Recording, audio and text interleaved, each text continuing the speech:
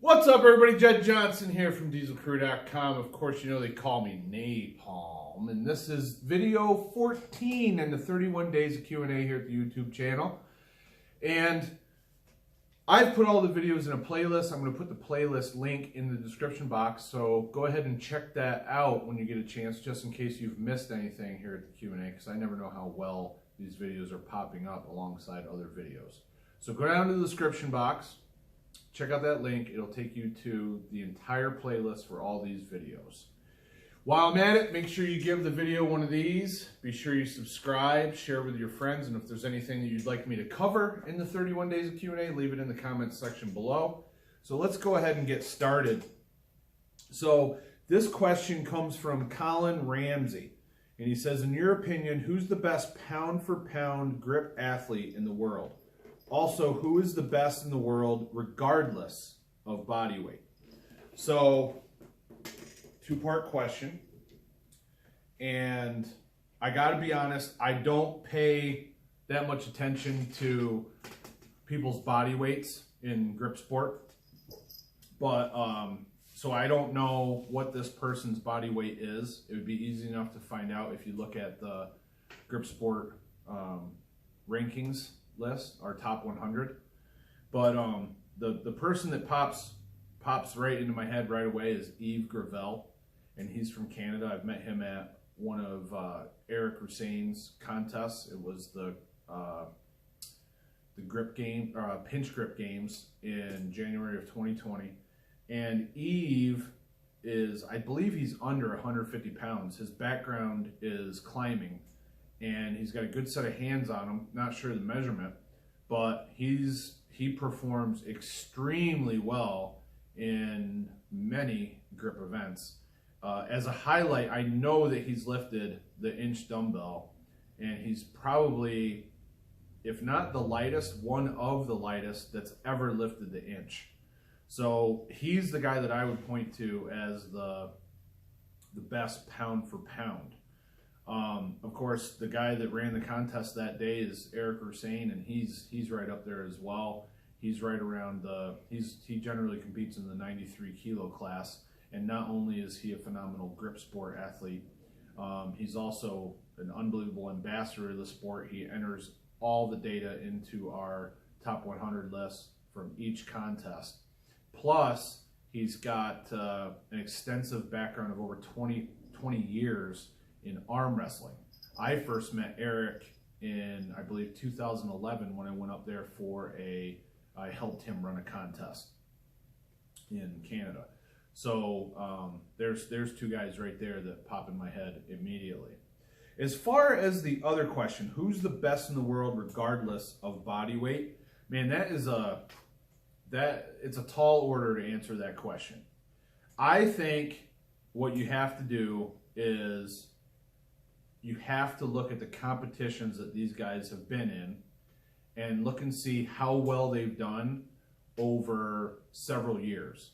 I would say at least you got to look at the last 5 years and see how well these competitors have performed in contest after contest after contest.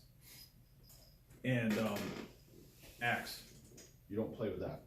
You're gonna pull my phone over. So I've thought of some other variables. The first one, how well they do in competition. The next thing is the variety of competitions that they do. In other words, the variety of lifts in those competitions. So does this competitor like to focus on just a handful of events, or are they willing to tackle pretty much anything that comes their way? That's going to factor into deciding who is the best, in my opinion.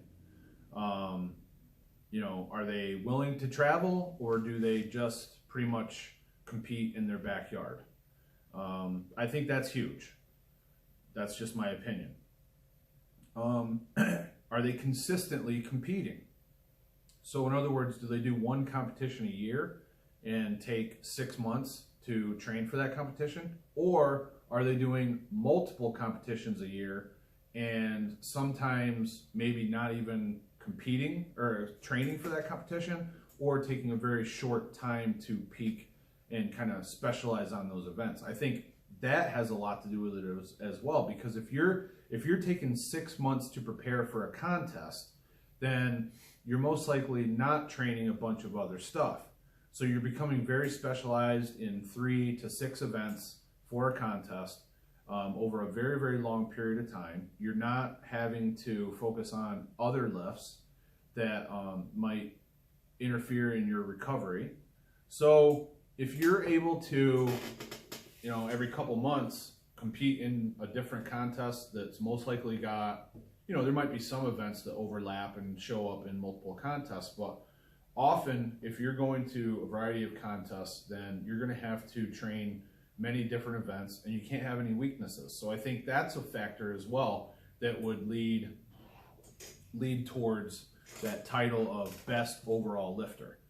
You have to look at the competitors. So if a person is routinely competing against the same competitors and coming out on top, are they competing against top level competition, or are they competing against lower level competition that they can beat without trying too hard? That's huge too. So just because a person has a bunch of wins under their belt doesn't mean that it doesn't always mean as much as you might think, especially if the competition they're going up against, the other competitors, are really not that good. Are they willing to travel? Are they willing to go overseas? Are they willing to take a flight or drive 8 hours or longer in order to get to a competition? I think that means a lot as well. And then are they, are they doing grip sport competitions, or are they doing arm lifting competitions? Because there's a great deal of difference between those two federations. In grip sport, there is a much wider variety of implements, and we use, in almost all of the events where weights are added to a loading pin, we use the knock bar and crossbar. So you have to lift the implement a certain height for each implement. The knock bar has to contact the crossbar at that height, and then you have to set it down without it ripping out of your hands. Otherwise, it's a no lift. In arm lifting, a lot of these lifts you have to perform to lockout, which opens up the door to some subjectivity and inconsistent judging. In grip sport, that knock bar either hits the crossbar or it doesn't. And you either lower it down to the floor properly or you don't. And if you don't get that done, then it's a no lift. However, you see examples all the time in events where lockout is contested, where it looks like they might have come close to lockout, but maybe they end up bracing the implement against their thighs in order to get there. Is that even an issue? I mean, I don't know. The problem is sometimes you look at some of these lifts and you say, I wouldn't have given a down call on that. So that's the problem there. I just about never run a contest that involves lockout, because you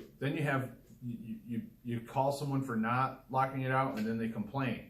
And I'd rather just take that out of the equation. There's no need to have to even do that, because there's always other options that are very, very similar, and you can just use the knock bar. I don't want to get too far off topic, but the point here is there's a lot of factors that go into this. And it's not so easy that you just say, oh, so-and-so is the best because he's won this contest and that contest, blah, blah, blah. You definitely can't just go on one contest. You definitely can't go on just the number of world records set. When I say world record, I'm talking about overall world records. It's the biggest lift that's ever been lifted on that implement. Maybe a person lifts a weight class world record. Should that be factored in? Is that as important as something like an overall world record? There's so many variables, guys. And I'm not gonna stand here and commit to one single name. I know there's people that I dread competing against when I see their name on the competitor list, because they're going to be very, very hard to beat. So it's tough. And you know, a lot of competitors that are overseas outside of North America, they do not travel to the United States in order to compete. So it's tough to factor them in unless they're doing some kind of virtual competition where the same implements are being contested in each location. And, you know, so there's probably some names out there that should be considered in Finland, in England, Norway, that could be in the conversation of best overall grip athlete, but you just don't see them that much because maybe they just don't have the resources or the time or maybe the interest to travel overseas in order to come to a competition here in the United States. I know that with COVID regulations, I haven't had any aspirations of traveling anywhere where I would be required to have a vaccine. So, you know, that takes me out of the conversation when it comes to head-to-head worldwide competition going against people on the main stage or on the same stage. So there's so many ways to look at it. But what I want to do is I want to open it up to the people that are watching and see what you think. Who do you think is the best overall lifter regardless of body weight? And who pound for pound is the absolute best lifter in grip sport? I welcome you to leave your comments below and see what you think. And it'd be interesting to see what names are thrown out there. So with that, I'll ask you once again, if you like the video, give it one of these. Think about the variables that I threw out there. Maybe you have more variables. Leave those in the comments section. Leave the nominees who you think are the absolute best grip sport athletes, regardless of body weight, down in the comments section. Don't be afraid to share this video with your friends. Post it around on your favorite social media pages. And don't forget to subscribe to the channel because I'll have more of these Q&As coming out throughout the rest of December. It's the 31 Days of Q&A 2022 here on my YouTube channel. Thanks a lot, everybody. All the best in your training. Take care.